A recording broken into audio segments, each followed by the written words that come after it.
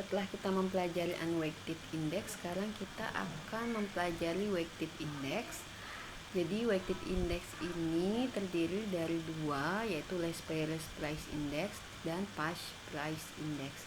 Jadi di indeks ini kita sudah mulai dikenalkan bobot untuk setiap item harga di dalam satu kelompok biaya untuk mengukur satu indeks tertentu. Nah, untuk last payress ini bobotnya itu disumbangkan oleh kuantitas di tahun dasar nih. Ini harga di tahun ke-T dikalikan dengan kuantitas di tahun dasar dibagi dengan harga di tahun dasar dikalikan dengan kuantitas di tahun dasar. Nah, kalau untuk yang past price index ini dia bobotnya itu dihitung dari kuantitas di tahun T. Nah, ini kuantitas di tahun T. Ini yang menjadi bobot untuk past price index. Kalau payress yang menjadi bobotnya adalah kuantitas di tahun dasar. Sekarang kita masuk ke last payress price index terlebih dahulu. Di sini ada harga untuk 6 food item yang sebelumnya ada di tabel 17.2 yang sudah kita bahas sebelumnya.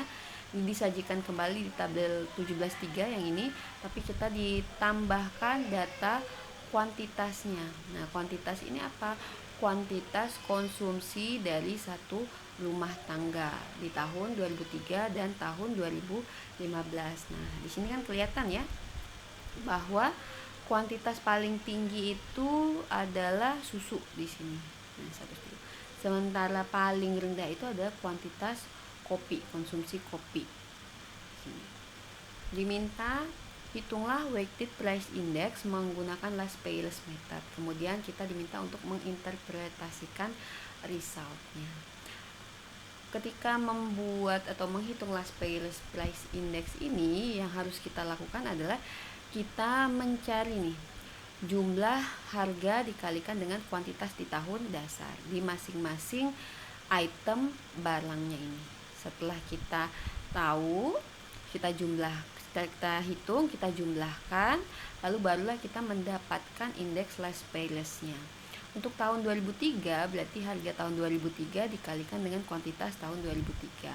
Dan untuk tahun 2015 berarti harga 2015 dikalikan masih dengan kuantitas tahun 2003, kuantitas tahun dasarnya. Kita ke Excel di sini. Di sini untuk mencari last payress. Yang pertama adalah tahun 2003 berarti price 2003 dikalikan dengan kuantitas 2003. Sementara tahun 2015 berarti harga 2015 dikalikan dengan kuantitas 2003. Kuantitas tahun dasarnya. Oke, yang di sini price 2003 dikalikan dengan kuantitas 2003. Lalu tahun 2015 price 2015 dikali dengan kuantitas 2003. Lalu kita drag ke bawah. Kemudian kita jumlahkan.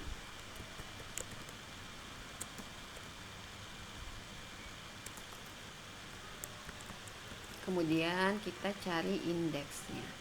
Indeksnya berarti last payress indeksnya sama dengan jumlah di sini dibagi jumlah tahun sebelumnya, tahun dasarnya dikali dengan 100. Nah, berarti terjadi kenaikan harga di satu kelompok makanan ini sebesar 38,44%. Nah, di kelompok makanan ini kita sudah mulai memberikan bobot. Nah, ini ya kita lihat ya. Bobotnya untuk roti 50, kemudian untuk telur 26, untuk susu 102, untuk apel 30, untuk orange juice 40, kemudian untuk kopi itu 12 pound di sini. Jadi bobot masing-masing item makanannya itu enggak sama. Beda dengan waktu kita mencari yang unweighted index. Kita tidak memberikan bobot apapun terhadap jenis makanan ini. Yang kita cari hanya data harganya. Yang kita hitung hanyalah data harganya. Kalau di sini kita sudah mulai dikenalkan dengan bobot. Kalau untuk last payless, bobotnya itu adalah kuantitas di tahun dasar tahun 2003. Berarti terjadi kenaikan 38,44% karena indeksnya 138,44. Nah, kelebihannya berarti kita sudah mulai memberikan bobot untuk setiap item makanannya. Nah, lalu kalau kita bandingkan dengan simple aggregate index, kopi itu dia berkontribusi 40% terhadap indeksnya. Dari mana kita lihat ya, kalau kopi di tahun 2003 kan, kalau untuk simple aggregate itu kita hanya menjumlahkan seluruh harga setiap makanannya. Nah, ini kan paling tinggi si kopi ya, di sini 2,999.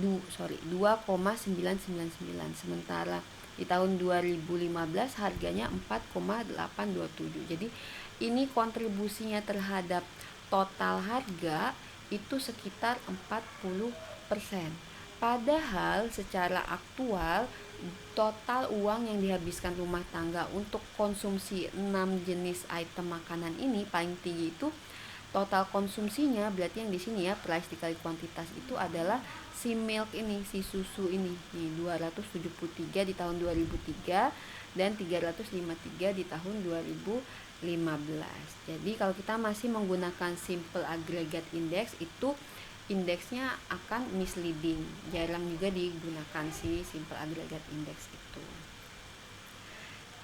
Lalu sekarang kita masuk ke weighted index yang kedua, yaitu Page Price Index di sini ya. Jadi Page Price Index ini yang membedakan adalah sekarang bobotnya bukan lagi Q0 tapi adalah QT, Q di tahun 2015 di sini. Di sini indeks Page, di sini berarti harga 2003 itu dikalikan dengan kuantitas 2015. Kemudian harga 2015 dikalikan dengan kuantitas tahun 2015 juga. Price 2003 dikali dengan kuantitas 2015, price 2015 dikalikan kuantitas 2015. Kemudian kita drag ke bawah, kita jumlahkan. Berarti sekarang Page indeksnya itu adalah total tahun 2015 bagi total 2003 dikali dengan 100. Nah, terjadi kenaikan harga untuk satu kelompok makanan ini sekitar 36,7%. Jadi biaya konsumsi masyarakat sekarang untuk 6 makanan ini meningkat 36,7% dari tahun 2003. Nah, lalu kapan kita menggunakan last payless dan kapan kita menggunakan Page? Kita lihat di sini ada kelebihan dan kekurangan di masing-masing indeksnya. Untuk last payless di sini kelebihannya apa? Kelebihannya dia hanya membutuhkan data kuantitas untuk base period saja. Berarti yang di contoh soal hanya butuh untuk kuantitas di tahun 2003 saja. Nah, berarti di sini ini ya meaningful comparison over time. Jadi kan kuantitasnya sama terus ya untuk tahun 2003 dan tahun 2015. Yang berubah apa? Yang berubah adalah harganya. Berarti kalau melihat indeks last payless ini dia lebih memperlihatkan perubahan harga dibandingkan perubahan kuantitas di sini. Lalu disadvantage-nya apa? Kekurangannya. Nah, kekurangannya berarti karena kuantitas yang dipakai itu selalu kuantitas di base periodnya, kuantitas di tahun dasarnya, berarti dia tidak merefleksikan perubahan pola pembelian overtime-nya, perubahan pola pembelian dari tahun 2003 menjadi tahun 2015. Diasumsikan bahwa kuantitas base period itu tetap realistis di periode yang sedang kita amati. Padahal siapa tahu di periode sekarang terjadi perubahan konsumsi. Siapa tahu orang lebih banyak yang kalau dilihat di contoh ya, ini kuantitasnya yang sebelumnya 50 sekarang menjadi 55. Lalu telur yang tadinya 26 malah turun menjadi 20. Kemudian susu yang tadinya 102 naik 130. Jadi kalau pakai indeks Rice Payless ini nggak kelihatan nih perubahan pola pembelian masyarakat. Nah, lalu kalau Las Payless ini dia overweight goods yang harganya mengalami peningkatan. Maksudnya apa di sini? Kita cek di Excel ya. Nah, ini kan ada ini adalah price tahun 2003 dengan kuantitas 2003. Ini adalah price 2015 dan kuantitas 2015. Sementara Las Payless itu tetap menggunakan kuantitas 2003. Nah, sekarang kita cek terlebih dahulu simple indeksnya untuk melihat kenaikan harga setiap item makanan. Ini untuk yang roti berarti 2015 dibagi 2003 dikali dengan 100. Nah, di sini item yang paling tinggi peningkatan harganya adalah si telur ya, 181,532 indeksnya. Berarti peningkatan harganya 81,532%. Nah, sementara ini saya hide terlebih dahulu.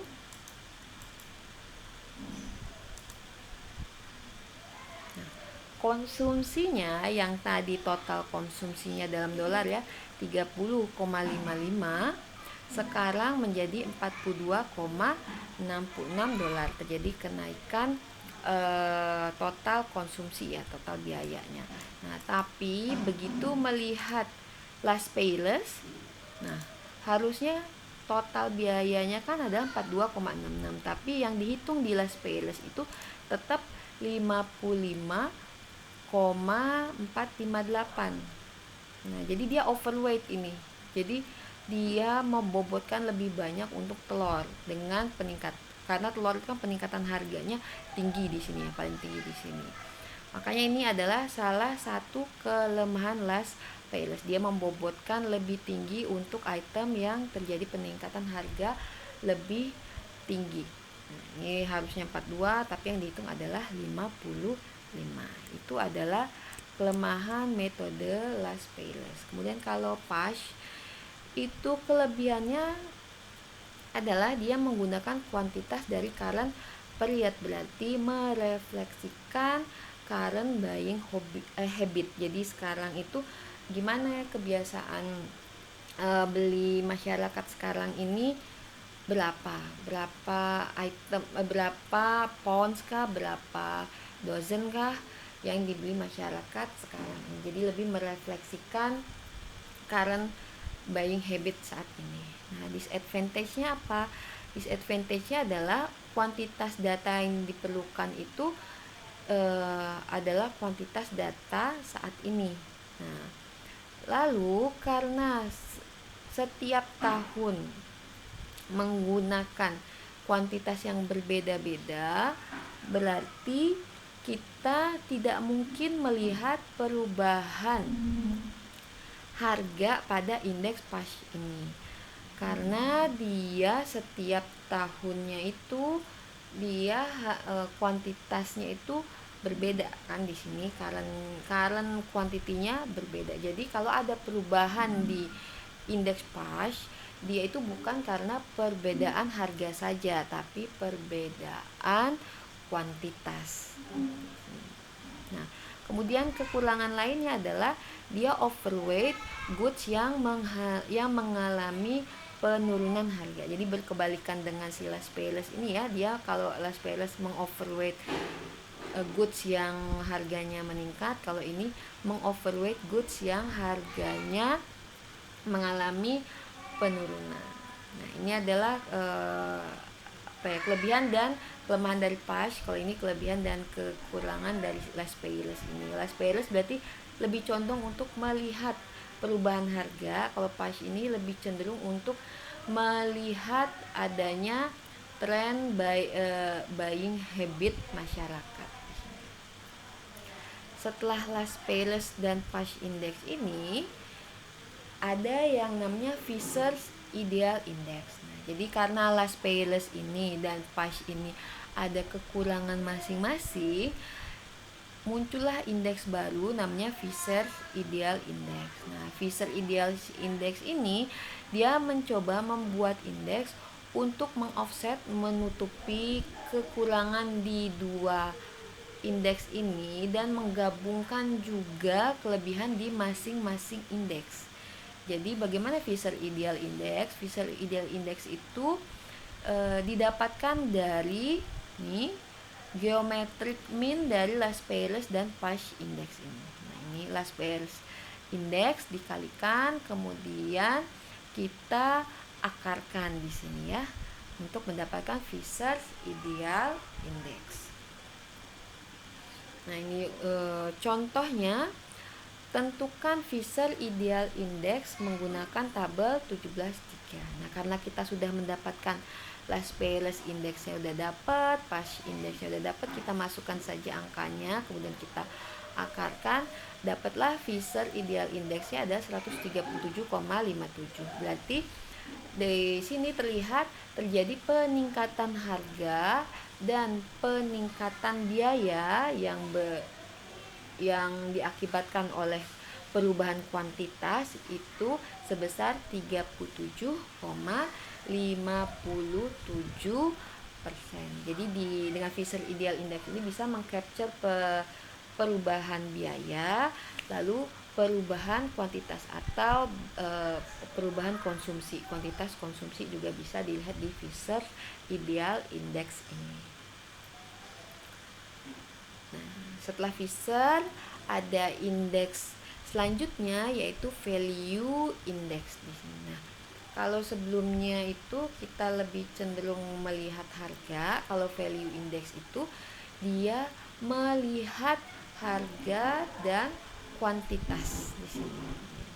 Rumusnya ini adalah price T dikali dengan QT dijumlahkan dibagi dengan price 0 tahun dasar dikalikan dengan kuantitas 0 di tahun dasar dikalikan dengan 100 di sini. Di mana V ini adalah value index. Nah, ini contohnya ya. Contohnya adalah ini ada data harga dan kuantitas penjualan di Waleska Clothing Emporium untuk dasi, kemudian jas ya, setelan di sini, kemudian jas dan sepatu untuk Mei tahun 2000 dan 2017. Nah, yang ditanyakan adalah berapa indeks value atau value index Mei 2017 dibandingkan tahun 2000. Jadi tahun dasarnya adalah tahun 2000. Berarti di sini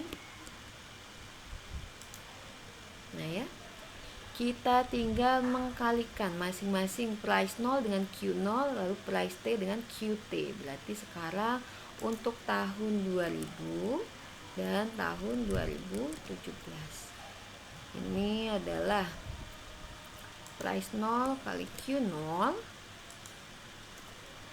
lalu sebelahnya price T dikali QT. Lalu ini kita drag ke bawah, kemudian kita jumlahkan.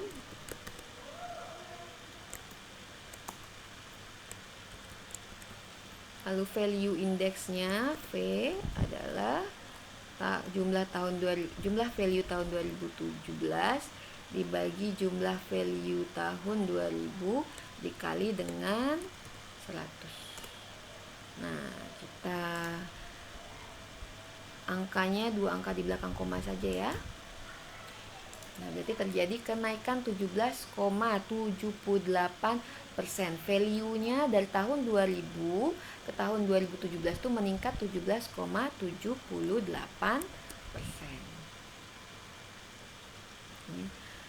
Value untuk penjualan meningkat 17,8% dari Mei 2000 ke Mei 2017.